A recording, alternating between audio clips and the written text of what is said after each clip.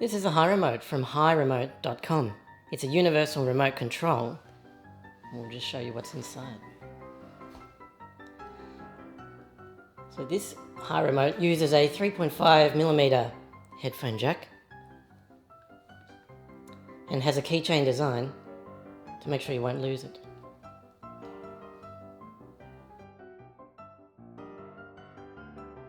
You do have to point it fairly directly at the infrared. Let's try channel up. It's good, it's working. Channel up. Alright, channel down. Channel down. Didn't register, let's try again, channel down. There we go, it's working. This device turns your iPhone or iPad into a remote control.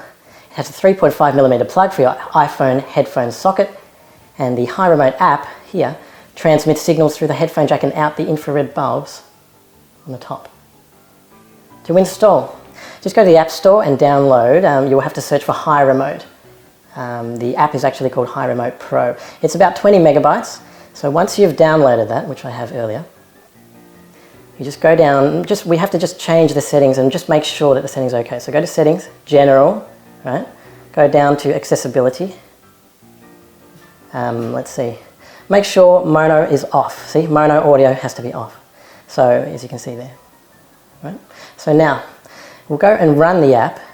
Now you have to go through a little bit of a painful registration process, but that's okay. You just need your serial number, and the Hi Remote guys will help you out if you contact them.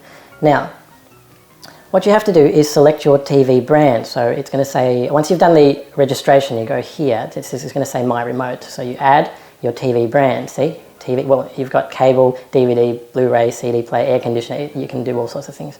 Now select your TV brand, and don't worry if your TV is not listed here, because you can use this little dongle.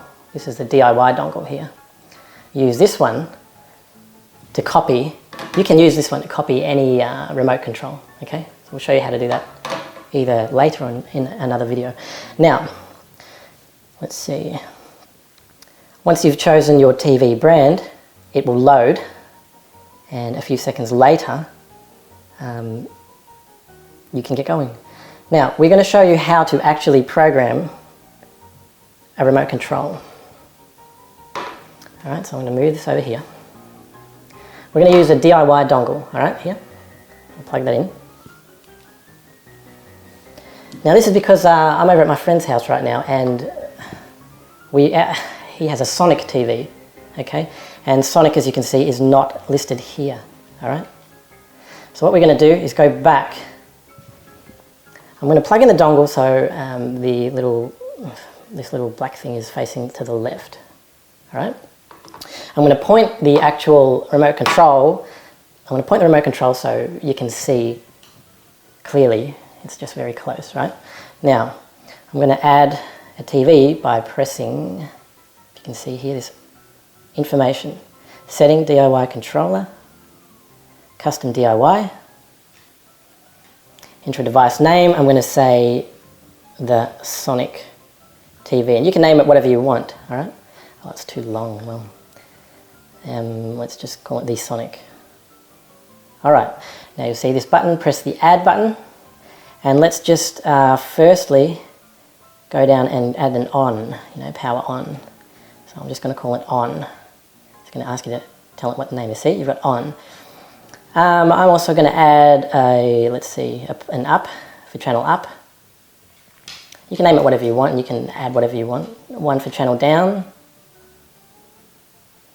I'm going to add a volume up, and you can choose whatever you want. It doesn't need to be these particular icons. Okay.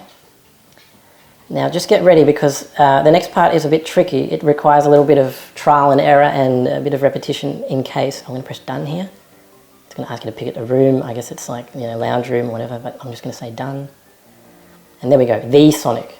So don't worry about that top one, this one we were trying earlier, but the Sonic. So if you go in here, what you have to do now is press the relearn button. It'll bring up the same buttons. You can also add new buttons from here, but let's go on, okay? You can see down here it's going to say monitoring IR signal. What that means is that you have to Watch this gauge as I just press it once. You see that go up? It wasn't very strong. I'll do it again. Try it again. No. See, you just press it once and wait for it.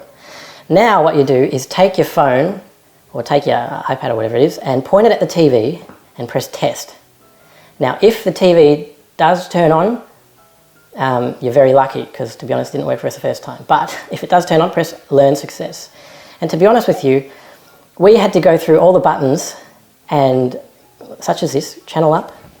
So I'm going to get the channel up button, which is here. Press it once, wait for it, see, test it. And to be honest, we had a bit of trouble getting it to work the first time, but we just went through the motions anyway. Look, channel down, I'm going to press it and you'll see processes, test it. We're just going through and saying it's successful, all right? And the reason for that is because it doesn't always work the first time. Sometimes you have to restart the app before it will register. So let's do volume up now. It says, see, it says the IR signal was not stable, try learning again. So we'll just press it another, relearn, all right? Press it again. That was a bit weak. Try it again. Oh, there we go, it's a bit stronger. Wait, yep, there you go, test it. I'm just going through the motion saying yes, okay, learn, it was successful. Do the volume down as a last one, all right? That was a bit weak. That's better. See the gauge move up, test it and learn again. Now, once you're done, press the done button, go back. And to be honest with you, this is a point where we had to actually go out to the back home, you know, and then double click your home button. And this is a bit strange. We had to like sort of, you may not have to do this, but we just kind of close it and open it again. All right.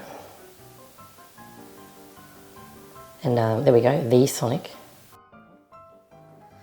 All right, as you can see, I've now plugged in this infrared dongle, and I've run through the program a few times, and you know, we're giving it a bit of time to settle in because the app seems to need a bit of time to do that, so don't panic if it's not working, just keep trying and it'll start working. Now, I'm going to try the channel up, channel down, volume up and volume down.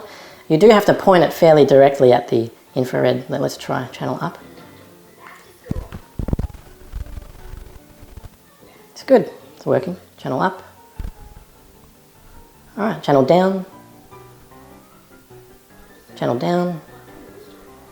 Didn't register. Let's try again. Channel down. There we go. It's working. All right. Let's try volume up and see if that works. All right. Volume up probably needs a bit of reprogramming. But volume down. Oh, yeah, you can see the volume all the way down. So we're going to have to go back and reprogram the volume up, but don't worry. It should be okay if you keep trying. All right. There we go.